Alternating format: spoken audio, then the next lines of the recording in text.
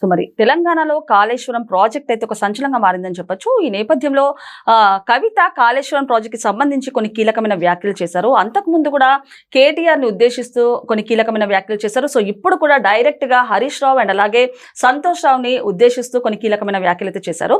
So ఈ నేపథ్యంలోనే party మీద వ్యతిరేక ఆరోపణలు చేసిన నేపథ్యంలో కవితనైతే పార్టీ నుంచి సస్పెండ్ చేశారని చెప్పొచ్చు. సో ఇప్పుడు వీళ్ళ మీద ఈ టైంలో ఇన్ని ఆరోపణలు చేయడానికి గల కారణాలు ఏంటి, మరి దీని గురించి విశ్లేషించుకోవడానికి మనతో పాటు పొలిటికల్ అనలిస్ట్ శ్రీనివాస్ జొన్నలగడ్డ గారు ఇప్పుడు మనతో ఉన్నారు. నమస్తే సార్. తెలంగాణలో కాళేశ్వరం ప్రాజెక్ట్ అయితే బిగ్ ట్విస్ట్ అయితే నెలకొందని చెప్పొచ్చు. అలాంటిది సిబిఐకి అయితే అప్పగించారు ఈ తెలంగాణ ప్రభుత్వం ఈ కేసుని. సో ఈ నేపథ్యంలోనే కవిత హరీష్ రావు గారిని అండ్ అలాగే సంతోష్ గారిని టార్గెట్ చేస్తూ వాళ్ళిద్దరి వల్లనే మా నాన్నకి మరక వచ్చిందని చెప్పడము, అంతకుముందు కేటీఆర్ ని టార్గెట్ చేస్తూ చెప్పారు. ఏంటంటారు, అంటే ఇవన్నీ చేయడం వలన టోటల్ గా ఫైనల్ గా అయితే కవితనైతే సస్పెండ్ చేసింది పార్టీ. సో నెక్స్ట్ ఏ విధంగా ఉండబోతుందంటారు, అండ్ అలాగే ఇప్పుడు ఇన్ని ఆరోపణలు డైరెక్ట్ గా పార్టీ మీద కవిత చేయడము ఏ విధంగా చూడొచ్చు అంటారు? సో ఇది వెనకాల వ్యూహం ఉందంటారా? ఇది ఖచ్చితంగా ఒక హైడ్రామా అనే పబ్లిక్ లో ఒక టాక్ నడుస్తూ ఉంది. ఎందుకంటే ఇది ఎందుకు ఇలాంటి 1 by 1 స్టెప్ బై స్టెప్ కవిత విషయంలో బీఆర్ఎస్ పార్టీ తరపున ఈ నిర్ణయం వెలువడింది. అలాగే కవిత బీఆర్ఎస్ కి అలాగే బీఆర్ఎస్ పార్టీలో ఉన్న ఎవరైతే మరి హరీష్ రావు అలాగే సంతోష్ రావుని టార్గెట్ చేసి మాట్లాడుతుంది. అలాగే ఈవిడ ఎందుకు అరెస్ట్ అయ్యి 5-6 నెలలు జైల్లో ఉండాల్సి వచ్చింది, ఇవన్నీ ఒకసారి వెనక్కి తిరిగి ఆలోచించుకుంటే ఇక్కడ ఎత్తుకు పగెత్తుగా ఆ పార్టీలో పావులు కదుపుతున్న సందర్భాలు, అంటే తర్వాత తరంలో రాబోయే వారసత్వాన్ని అందుకునే విషయంలో జరుగుతున్న ఈ పరిణామాల దశలోనే ఇది కూడా జరిగింది అనేది ఒక వాదన. ఎందుకంటే కేసీఆర్ తర్వాత భవిష్యత్తులో మరి ఇప్పుడు బీఆర్ఎస్ గా ఉన్న ఈ పార్టీకి రాజకీయ వారసత్వం ఎవరికి దక్కబోతుంది అనే దగ్గర హరీష్ రావు కాస్త ముందస్తుగానే తనకంటూ కొంత ఎమ్మెల్యే క్వార్టర్ని ఏర్పాటు చేసుకుని తను ఒక బలమైన నాయకుడిగా మరి ఇవాళ తనని తాను ప్రూవ్ చేసుకుంటూ రేపు భవిష్యత్తులో అవసరమైతే పార్టీ పగ్గాలను చేపట్టడానికి కూడా ఏమాత్రం వెనకాడడు అనేంటి వాదన కూడా బయట ఒక చర్చ. ఇలాంటి సందర్భంలో మరి కేసీఆర్ ఉన్నంతకాలం ఒక కింగ్ మేకర్ గా తెలంగాణ రాష్ట్ర సాధనకుడుగా తను ఇవాళ తెలంగాణ ప్రజల మనోభావాల్లో గాని మనసుల్లో గాని ఒక గట్టి నాయకుడిగా ఉన్నాడు. మరి అది కేసీఆర్ వరకు.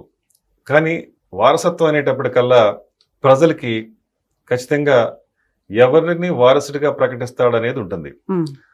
ఇప్పుడు ఉన్న పరిస్థితుల్లో తండ్రి తనకు తానే కొడుకునో కూతురునో వారసుడిగా ప్రకటిస్తే హరీష్ రావు కినుక వహించే అవకాశం ఉంటుంది. పార్టీకి అదొక ఇబ్బందికరమైన పరిస్థితి పరిణామం. మరి ఇలాంటి క్రమంలో మరి పుత్రవాత్సల్యం అనేది ఒకటి ఉంటుంది. మరి ఆ పుత్రవాత్సల్యంతో మరి కేటీఆర్ ని మరి కాదని మరి వేరే వాళ్ళకి మేనల్కి కానీ మరొకరికి కానీ పార్టీ పగ్గాలు ఇస్తాడా అంటే అది ఊహించలేని విషయం. సో ఇలాంటి దశలో ఇప్పుడు అనుకోని పరిణామాల వల్ల కవిత ఇవాళ బీఆర్ఎస్ నుంచి మరి సస్పెండ్ చేయబడింది. సస్పెండ్ చేయబడ్డప్పుడు ఆవిడ కూడా చాలా జాగ్రత్తగా ఆచితూచి మాట్లాడుతుందని అనుకోవాలి. ఎందుకంటే ఆవిడ ఎక్కువ పెట్టిన ప్రతిభానం హరీష్ రావుని సంతోష్ రావుని, కానీ తండ్రిని పల్లెత్తి మాటలే.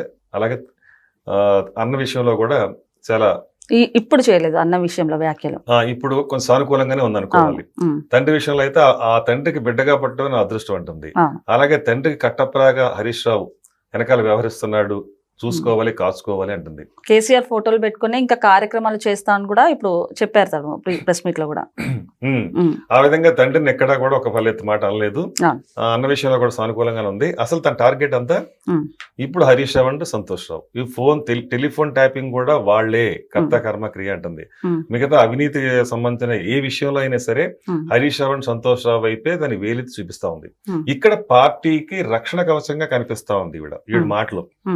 అంటే ఇక్కడ ఎలా ఉందంటే పార్టీకి ఎక్కడా దురుద్దేశాలను అంటగట్టకుండా ఇప్పుడు మనం బాగా చాలా జాగ్రత్తగా మాట్లాడింది ఆవిడ. సిబిఐ విచారణ మొదలైన తర్వాత సిబిఐకి కేసు ఏదైతే మరి కాళేశ్వరం కేసును అప్పగించడానికి అసెంబ్లీలో తీర్మానం జరిగిందో రేవంత్ రెడ్డి గారు మరి దాన్ని సూచించారు. ఆ సందర్భంలో కూడా ఇక్కడ తను ఏమంటుంది, కేసును ఎదుర్కోవాల్సి వచ్చిన తర్వాత కేసీఆర్ ఆ పార్టీ ఉంటే ఏంటి పోతే ఏంటి అని తన తండ్రి విషయంలో తన సపోర్టుగా మాట్లాడింది. అంటే ఇక్కడ ఏమంటే అర్థం, ఆయనకి క్లీన్ చిట్ ఇస్తుంది. సో ఆయనకి ఏమీ తెలియదు, తెర వెనకుండి హరీష్ రావును అలాగే సంతోష్ రావే ఇదంతా చేశారు, తన తండ్రి మాత్రం సచ్చీలుడు అని తను ప్రకటించే ప్రయత్నం ఇదే. సార్ ఇంకొకటి అంటే మీరు అన్నట్టు హరీష్ రావే సంతోష్ రావు గారికే తెలుసు, అదే పార్టీలో నాన్నగారు ఉన్నారు, నాన్నగారికి తెలియకుండా వీళ్ళిద్దరికి తెలుసు అని చెప్పేసి అంటారా? ఒకవేళ కవిత గారు చెప్పిన ప్రకారం చూసుకుంటే ఆవిడ వాదనే తీసుకుందాం. అంటే దాన్ని బట్టి అంటే ఇక్కడ ఈవిడ వాదన ఎందుకు తీసుకుంటుంది అంటే ఇక్కడ వాంటెడ్లీ ఇక్కడ ఒక డ్రామా లాగా కనిపిస్తా ఉంది. ఎలా అంటే అది అవునా కాదా, నిజమా కాదా, ఇది ఊహ అనేది కాసేపు పక్కన పెడితే ఇక్కడ కేసీఆర్ తనున్న పరిస్థితుల్లో 2028 నాటికి ఎలక్షన్స్ వచ్చేటప్పటికి తన ఆరోగ్య రీత్యా, వయసు రీత్యా అప్పటికి ఉండే పరిస్థితులు ఏంటనేది ఆయనకున్న అనుభవంతో ఖచ్చితంగా ఆలోచిస్తాడు. ఒకవేళ ఏదైనా జరగకూడదు జరిగి ఈ లోపటే తనకేదన్నా ఒక అనుకోని పరిస్థితి ఎదురైతే మరి తర్వాత ఆ పార్టీకి ఆ నాయకత్వం నుంచి మరి నెక్స్ట్ ఆ నాయకత్వం అంటే పరిపాలనని లేదా వారసత్వాన్ని ఎవరు అందిపుచ్చుకుంటారనేటప్పుడు ఖచ్చితంగా గందరగోళం ఏర్పడుతుంది, సంక్షోభం ఏర్పడుతుంది. ఆ సంక్షోభం ఖచ్చితంగా పార్టీని మొక్కలు చేయడానికి దారితీస్తుంది. అలాంటప్పుడు హరీష్ రావు అలాగే కేటీఆర్ మధ్యన ఒక ఖచ్చితంగా పోటీ తత్వం అయితే ఏర్పడుతుంది. అంటే మొదటి నుంచి ఈ ఉద్యమానికి వెనకుండి నడిపించే నేను, కేటీఆర్ అయితే తర్వాత వచ్చాడు కానీ ఎప్పుడో అమెరికా నుంచి ఉద్యోగం చేసుకుంటా, కానీ గ్రౌండ్ లెవెల్ నుంచి క్షేత్రస్థాయి నుంచి నేను కదా ఈ ఉద్యమంలో ఉన్నది అనేది హరీష్ రావు వాదనగా ఉండొచ్చు భవిష్యత్తులో. సో కానీ ఇక్కడ పార్టీ పెట్టింది మా నాన్న, అలాగే ఈ ఉద్యమాన్ని నడిపించి నాయకత్వం తీసుకుంది మా నాన్న కాబట్టి దానికి అర్హత నేనే అని కేటీఆర్ వాదనగా ఉండొచ్చు. కానీ ప్రజలకు ఎలా ఉంటుందంటే కేసీఆర్ అంటే ఇప్పటికీ ఒక కింగ్ మేకర్. అంటే తెలంగాణ ప్రజల మనోభావాల్లో కేసీఆర్ ఎప్పుడు కూడా ఒక రాష్ట్ర సాధకుడు కనిపిస్తాడు. కానీ తర్వాత ఆయన వారసత్వాన్ని ఆయన ప్రకటించకుండా ఉంటే ప్రజల మధ్య ఖచ్చితంగా గందరగోళం ఉంటుంది. కాబట్టి ఇలాంటి పరిస్థితుల్లో ఇప్పటికిప్పుడే ప్రకటించే పరిస్థితి ఆయన తీసుకోలేని పరిస్థితుల్లో ఇప్పుడు వ్యూహాత్మకంగా ముందు ఎవరినైనా ఉపేక్షించను అనే సంకేతం కేసీఆర్ నుంచి ప్రజలకి వెళ్ళాలి. అంటే కూతుర్నే, సొంత కూతుర్నే తనని లెక్క చేయలేదు, పార్టీకి అప్రతిష్ట కలిగించే విధంగా ప్రవర్తించినప్పుడు, ఇబ్బంది కలిపి పెట్టేటప్పుడు సొంత కూతుర్నే చూసావా కనీసం మాట మాత్రంగా కూడా తన సంజయ్ కూడా ఇచ్చుకునే అవకాశాన్ని కూడా ఇవ్వకుండా మరి ఆ విధంగా సస్పెండ్ చేశాడే. అది కదా రాజకీయం అంటేనే, అది కదా అసలైన రాజకీయం అంటేనే, అది కదా ఇక్కడ కుటుంబానికి ప్రాధాన్యత ఉన్న ప్రజలకే ప్రాధాన్యత ఇచ్చాడు అని ప్రజలకు ఒక మెసేజ్ పోవాలి అని ఇక్కడ ఒక కేసీఆర్ తన అనుకుని ఇప్పుడు ఈ విధంగా కవితని పంపించడం జరిగింది అనుకోవచ్చు. అదే విధంగా రేపొద్దున్న ఏ సంఘటన అంటే రాబోయే రోజుల్లో ఈ కాళేశ్వర విషయంలో కానీ, టెలిఫోన్ ట్యాపింగ్ విషయంలో కానీ ఎక్కడైనా ఒక బయటికి ఇలాంటిది జరిగింది అని ఒక తెర మీదకి వచ్చిన సందర్భంలో ఇమ్మీడియట్ గా మరి ఇదే విధంగా హరీష్ రావుని అలా సంతోష్ రావుని కూడా సస్పెండ్ చేసే అవకాశం ఎందుకు ఉండకూడదు అనుకోవచ్చు. ఖచ్చితంగా అలా కూడా ఆలోచించే అలాగే జరిగితే అలాంటి పరిస్థితి ఎదురైతే ఆ పరిణామాల మధ్యన హరీష్ రావుని లేదా సంతోష్ రావుని ఇమీడియట్ గా పార్టీని సస్పెండ్ చేస్తే లైన్ క్లియర్ అయిపోతుంది. అప్పుడు ఏమవుతుందంటే కేసీఆర్ వారసుడిగా కేటీఆర్ మాత్రం మిగులుతాడు. సో ఆ తర్వాత ఆ పార్టీ ఆటోమేటిక్ గా కేటీఆర్ చేతిలోకి వెళ్ళిపోతుంది. సో ఈ విధంగా కూడా ఆలోచించారా అని అనుకోవచ్చు. అంటే ఇక్కడ ఈ పరిణామాలు మనం ఒక రకంగా మనం ఊహిస్తే రాజకీయాలు మరో రకంగా ఉండొచ్చు. ఇది రాజకీయ చదరంగం, ఎవరి అంతరంగంలో ఏముంటుంది ఎవరికి తెలియదు. కానీ ఇది జస్ట్ మన ఇమాజినేషన్. అంటే ఇప్పుడు జరుగుతున్న పరిణామాలు మనం గమనించినట్లయితే ఇక్కడ కవితని పంపించిన తర్వాత కవిత ఎక్కడ కూడా తండ్రి గురించి కానీ అన్న గురించి కానీ మాట్లాడకపోవటాన్ని మనం ఒక నర్మగర్భంగా, ఒక భావగర్భంగా మనం ఆలోచించుకుంటే ఆ తండ్రి నుంచి కూడా కూతురికి ఎలాంటి ఇబ్బంది ఉండకపోవచ్చు అంటే అని అనుకుంటే మరి ఎందుకు జరుగుతుంది డ్రామా అనుకున్నప్పుడు రాబోయే రోజుల్లో 2028 లోపల ఒక నాయకుడిని అంటే ఒక రకమైన పరిస్థితుల్లో అంటే తన వారసత్వాన్ని ప్రకటించుకోవడానికి ఒక అనుకోని ఒక వ్యూహాత్మక ఎత్తుగడ ఈ కేసీఆర్ చేస్తున్నాడు అని కూడా మనం అనుకోవచ్చు. అంటే ఇవన్నీ కూడా మన ఊహల్లోవే, కానీ వాస్తవాలు అనేవి మరి ఇవే అయి ఉంటావా లేకపోతే ఇంతకు భిన్నంగా ఉంటాయా అనేది మనకి రేపు రాబోయే రోజుల్లో ఖచ్చితంగా తెలిసే అవకాశం ఉంది. సార్ మరి మీరు అన్నట్టు హరీష్ రావు ఒకవేళ సస్పెండ్ అయితే గనక ఒక వేరే పార్టీకి వెళ్తారా లేకపోతే కొత్త పార్టీ పెట్టే ఛాన్స్ ఉందంటారా మీరు అన్నట్టు చూస్తే? ఈ రెండిట్లో కూడా అతను సక్సెస్ అయ్యే అవకాశాలు తక్కువే ఉంటాయండి. ఎందుకంటే వేరే పార్టీలకు వెళ్తే సేఫ్ జోన్ అవుతుంది, కొత్త పార్టీ పడితే మాత్రం క్లీన్ బోల్డ్ అవుతాడు. అది ఎలాగంటే అంటే అవుతాడని ఒక అంచనా ఎందుకు చెప్పాల్సి వస్తుందంటే ఇది ఎన్టీఆర్ తర్వాత ఆ క్రెడిబిలిటీని ఆ వారసత్వాన్ని చంద్రబాబు నాయుడు గారు సక్సెస్ఫుల్ గా అందుకోగలిగాడు. ఆ తర్వాత ఏమైందంటే అది ప్రజలు తీసుకున్న నిర్ణయం. అక్కడ సంక్షోభం ఏర్పడింది కాబట్టి లక్ష్మీ పార్వతి వల్ల పార్టీ నాశనం అయిపోతుంది అనేది ప్రజలు యాక్సెప్ట్ చేశారు. అందువల్ల ఎన్టీఆర్ లాంటి వాళ్ళే ప్రజలు సానుభూతి దొరకలే. నాదెండ్ల భాస్కరరావు అప్పుడు సానుభూతి దొరికింది. ప్రజలు ఉవ్వెత్తున మళ్ళీ ఉద్యమించారు. మళ్ళీ ఎన్టీఆర్ అధికారంలో కూర్చోబెట్టే వరకు విశ్రమించలేదు.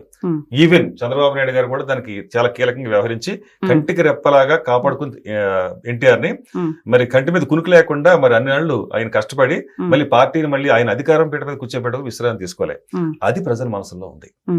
అందువల్ల పార్టీ కోసం గాని ఎన్టీఆర్ కోసం గాని నాదెండ్ల భాస్కరరావు సమయంలో చంద్రబాబు నాయుడుది చేసింది ప్రజల్లో స్కోర్ అయిపోయింది.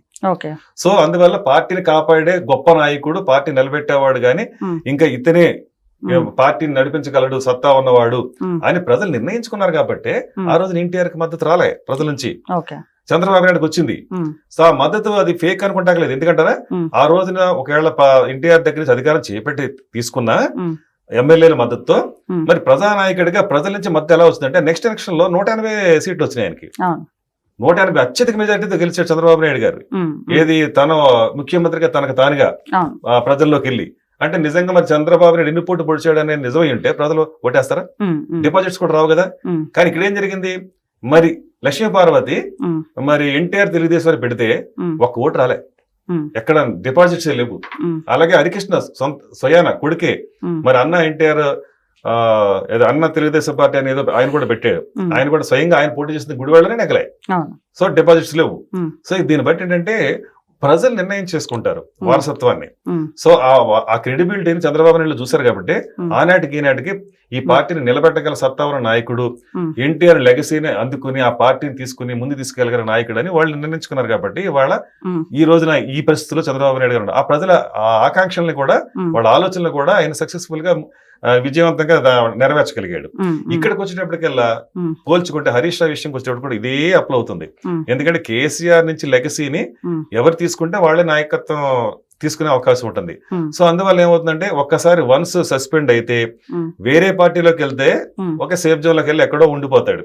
కొత్త పార్టీ పెడితే మాత్రం కేసీఆర్ కి వ్యతిరేకంగా ప్రజలు ఉండరు. ఇది క్లియర్. సో అందువల్ల ఈ రెండిట్లో ఏది జరిగినా కూడా కేటీఆర్ కి మేలు జరుగుతుంది.